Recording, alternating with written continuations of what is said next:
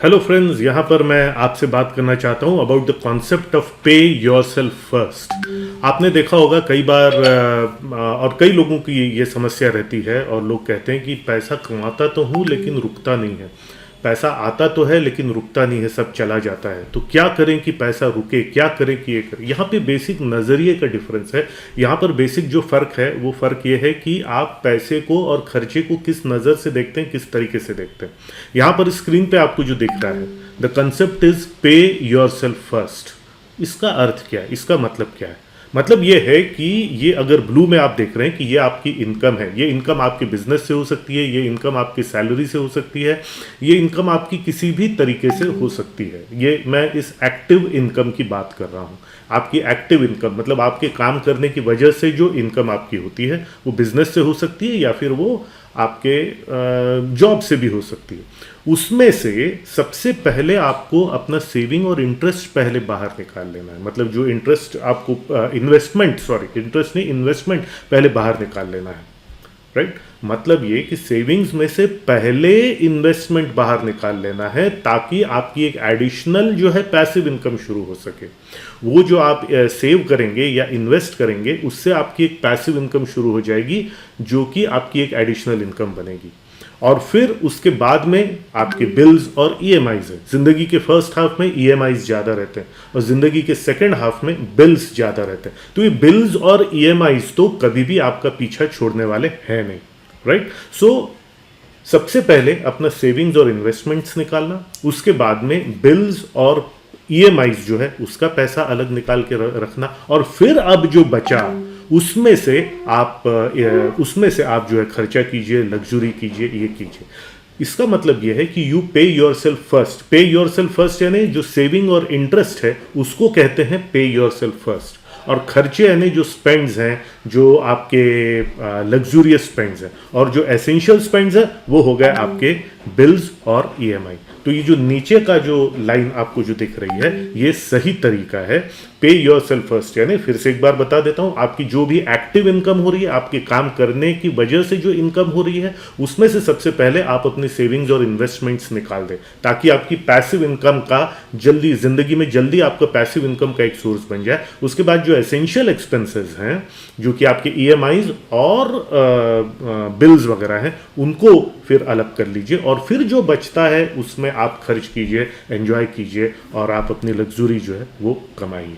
Right? So this is the way of paying your self first. But अगर आप ऐसा नहीं करते हैं, और अधिकतर लोग क्या करते हैं, ये ऊपर वाला जो फ्लो चार्ट है उसमें आपको दिख रहा है, अधिकतर लोग जब ये नहीं करते हैं तो क्या होता है कि जो भी उनकी इनकम हो रही है बिजनेस से या सैलरी से, जो भी इनकम हो रही है उसमें से पहले वो बिल्स वगैरह और ये सब पे कर देते हैं। ठीक है? उसके बाद में जो एसेंशियल एक्सपेंसेस है इनसे तो आप बच ही नहीं सकते, बिल्स और ईएमआईज वो पहले निकालते हैं। उसके बाद में फिर वो खर्चा करते हैं लग्जरी के ऊपर में। ठीक है? जो कई बार हो सकता है अनावश्यक भी खर्चे रहते हो या जो खर्चे उतने एसेंशियल नहीं है वो काटने के बाद में फिर फाइनली जितना बचता है वो सेविंग्स या इन्वेस्टमेंट में डालते हैं। और इसलिए कई बार अगर ईएमआई या किसी महीने खर्चा ज़्यादा हो जाए तो सेविंग और इन्वेस्टमेंट के लिए कुछ रहता ही नहीं है, और इसीलिए फिर वो बोलते हैं कि पैसा बचता नहीं है, क्योंकि सेविंग्स और इन्वेस्टमेंट ही वो पैसा है विच यू पे योरसेल्फ, जो बढ़ते धीरे से आपकी पैसिव इनकम का सोर्स जो है वो बन जाता है। राइट? सो ये एक चित्र जो है वो बहुत ज़रूरी ध्यान में रखिएगा।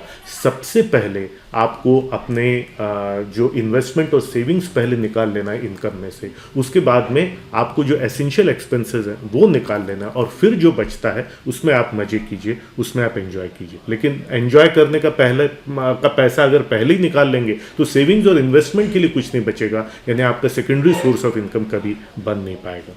आइए एक और चित्र के माध्यम से इससे समझते हैं कि जो गरीब प्रवृत्ति के लोग रहते हैं उनका खर्चे का पैटर्न क्या रहता है। ये 3 एग्जाम्पल यहाँ पर। जो मध्यम वर्गीय रहते हैं उनका खर्चे का पैटर्न क्या रहता है, और जो सही माने में रिच हैं, जो सही माने में पैसे वाले हैं, जो लोग पैसा बनाते हैं, उनका एटीट्यूड कैसा रहता है।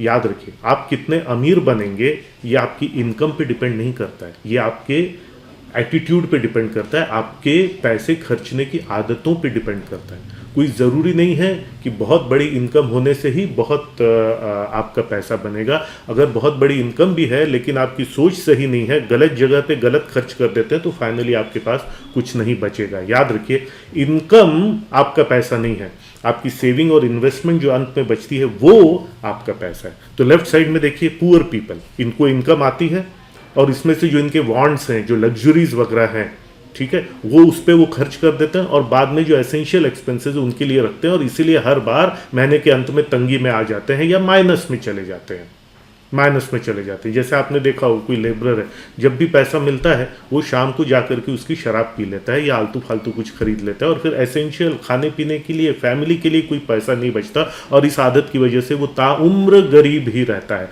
वो ताउम्र गरीब रहता है अपने पैसे खर्चने की आदतों के कारण, इसलिए नहीं कि उसकी इनकम कितनी कम या कितनी ज़्यादा है।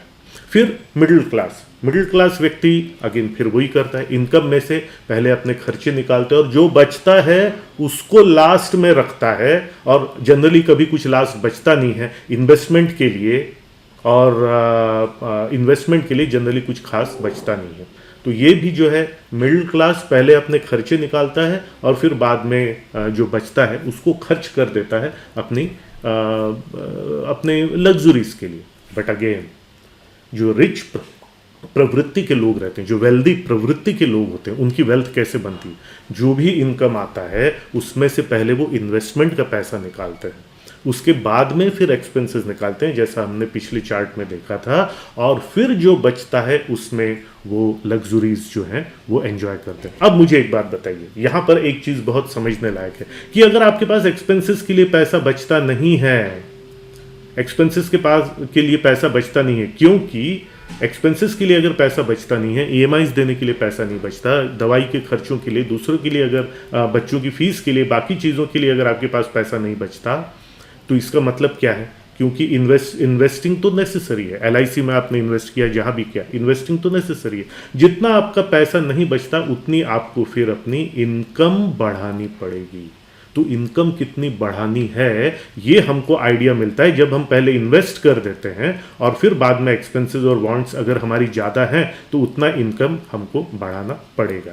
देखिए, इस चित्र में भी हम समझते हैं, मान लीजिए यहाँ पर सेविंग और इन्वेस्टमेंट निकालने के बाद में अगर बिल्स के लिए पैसे नहीं बचते हैं, या बिल्स निकालने के बाद में अगर लग्जरीज के लिए पैसे नहीं बचते हैं, तो हमको इसको या इसको कम नहीं करना है, क्योंकि बिल्स और ईएमआईज तो कभी आपका पीछा छोड़ेंगे ही नहीं। इससे हमको पता चलेगा कि मेरी इनकम मुझे कितनी बढ़ानी है, कितना बिजनेस की ग्रोथ करनी है, कितने सैलरी